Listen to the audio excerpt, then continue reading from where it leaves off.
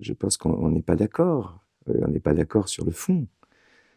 Sur le fond, je pense qu'un artiste qui ne s'engage pas pour améliorer la vie du monde de manière active, de manière militante, euh, n'est pas, pour moi, euh, comment dire, totalement un artiste. Oui, mais quand il dit, Jean-Félix Lalanne, que, finalement, on en oublie presque votre œuvre, c'est vrai, parce que vous êtes un grand chanteur, vous avez fait des Alors, super titres, il a raison, moi je suis d'accord avec lui. euh, C'est vrai que maintenant on vous connaît plus sur vos prises de position que sur vos chansons, non, hein, non, Francis. je m'inscris en faux totalement sur cette assertion.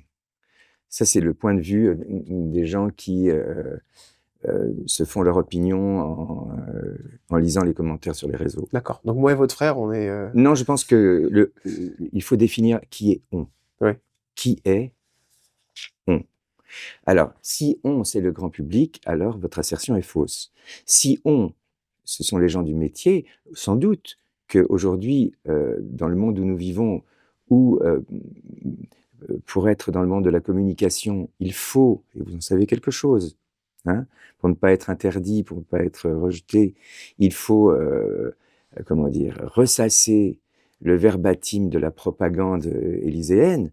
C'est sûr que on va avoir intérêt à dire que on a oublié mon œuvre et que voilà, et que finalement aujourd'hui mes actions politiques, mes actions civiques ont pris le pas sur mon œuvre. Maintenant, quand vous regardez ma relation avec le public, on se trompe.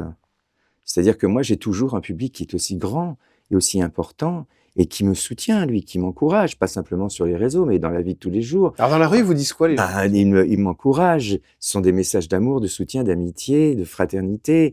Et quand quand j'ai le bonheur de pouvoir faire un concert ici dans mon pays, puisque maintenant je suis obligé de travailler à l'étranger, eu égard à la censure que subissent toutes les personnes publiques qui ne ressassent pas le verbatim de la propagande élyséenne, eh bien, mes salles sont pleines, que ce soit des petites salles, des moyennes salles ou des grandes salles, elles sont toujours pleines de gens qui m'aiment et qui viennent assister à mes concerts. Donc, on se trompe.